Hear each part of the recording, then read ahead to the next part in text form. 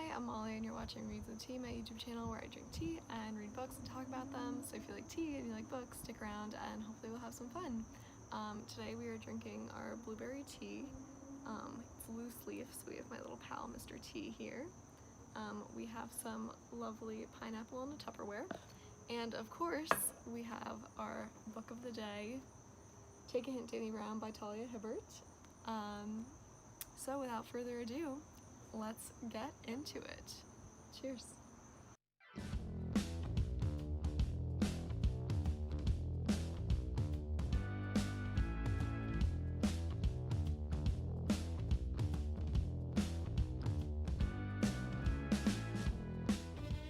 So Take a Hint, Dani Brown is the second book in the Brown Sisters series, but you don't have to read them in order. You can read them as standalone books, so you can kind of just start wherever you'd like and dive right in.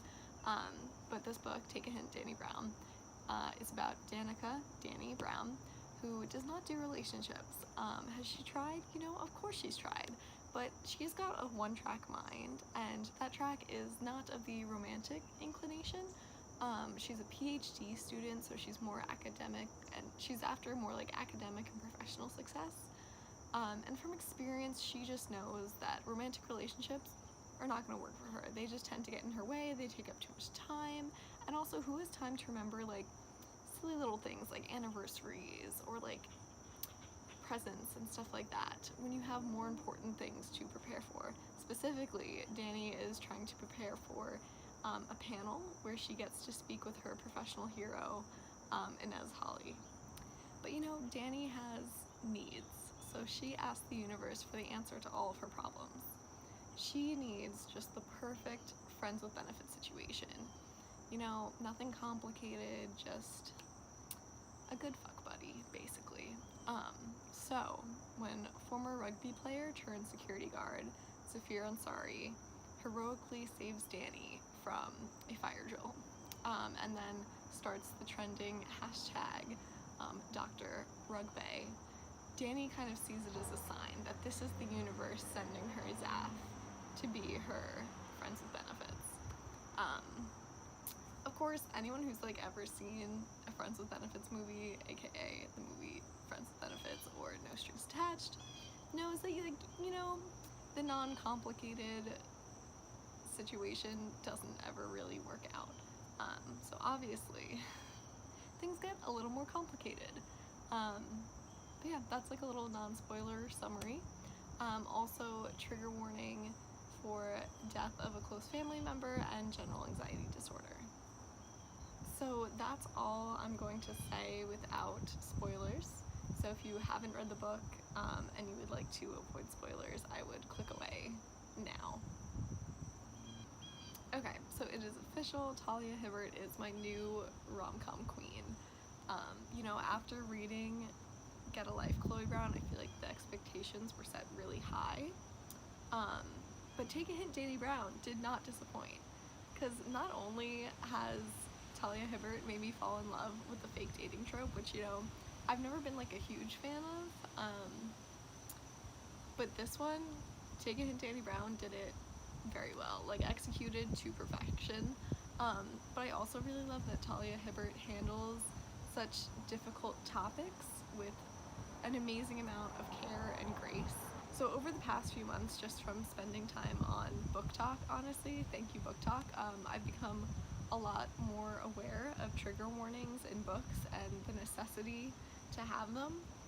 And I've also really begun to appreciate authors who are not only aware of what could be triggering in their own books, but make an effort to provide readers with a warning before opening up the book. And I've really only seen two authors do it so far. Mary H.K. Choi did it in the book Yoke, which is also really good, 10 out of 10 recommend. And Talia Hibbert did it in both Take a Hint, Dani Brown, and actually I didn't realize this the first time, but I went back and she also did include a trigger warning in Get a Life, Chloe Brown. So yeah, if you open up your book, turn to page, no I'm kidding, but yeah, right before the prologue, she has a little author's note that says, Please be aware that this story involves sensitive topics such as dealing with the death of close family members and handling general anxiety disorder. I hope I have treated these issues with the care they deserve," which is really sweet. And again, I really just appreciate authors starting to do that, and I really think that that should become a general practice among authors and, you know, their accompanying publishing houses.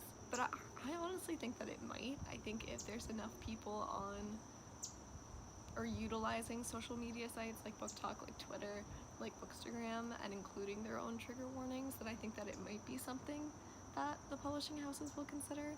So yeah, it's kind of crazy to think that, like, I don't know, like, social media can make a difference, sometimes in a good way, sometimes in a bad way, but in this case I think it would be for good. So going back to Take a Hint, Dani Brown, one thing that I really love that Talia Hibbert does is not only does she provide readers with warnings for triggering topics, but she's also, I believe, a big advocate for mental health and going to therapy, specifically with her male characters, which I think is something that you rarely see in fiction or real life, honestly.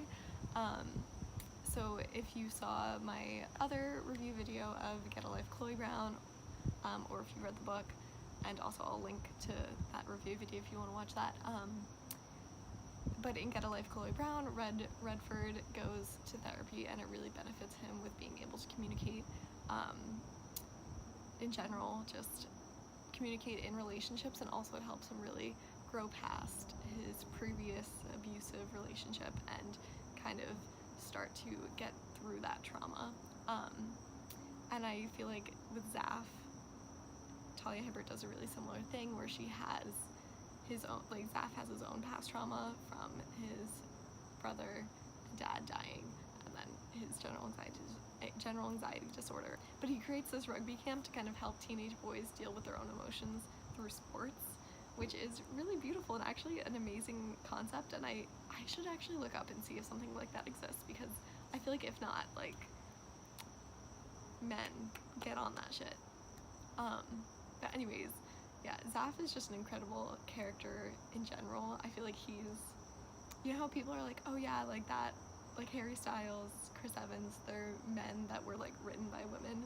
This is literally, like, a man written by a woman, but he is, like, the epitome of men written by women. He reads steamy rom-coms, you know, he helps teenage boys get in touch with their emotions, he loves his family, he's a total sweetheart, and he would treat you right. He would treat you right.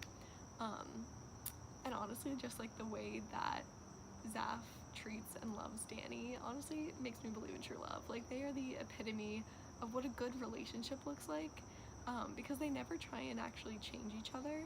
They kind of just grow together, and also try and, they have their, like, self-improvement moments, but they really meet each other in the middle. Yeah, because Zaf doesn't try and, like, get Dani to stop working. Instead, he brings food to her at the library, and Dani, like, will use her break time in between working to call him. And I'm like, this is what a good relationship looks like. This is what non-toxic relationships look like. So that was just really lovely to read, like, such a supportive partnership. And I also personally love books with a lot of tension and angst, which is why I tend to believe the enemies to lovers trope is immaculate. But Take a Hint, Dani Brown, also really the perfect combination of just, like, loveliness and sweetness, but also angst, because, you know, they're, like, really adorable. But Zanny, ooh, that's a good couple name. Okay. But Dani and Zaf also really, like, refuse to acknowledge their own emotions. You know, Alexa, cue I Won't Say I'm in Love from Hercules, because actually, yeah, they really are just Megara and Hercules. Wow. Yeah. That would be a really cute couple's Halloween costume for them. And I know that they're not real, whatever, it's fine. And I also think this book has a perfect combination of, you know, sweetness and spice. I would give it a 3 out of 5 on the chili pepper scale, spice scale. Definitely not a book that you would want to read aloud in front of your parents, but not too many, like, detailed sex scenes either, which is interesting considering that, like, one of the main plot points in the book is that Dani is looking for a friends with benefits situation.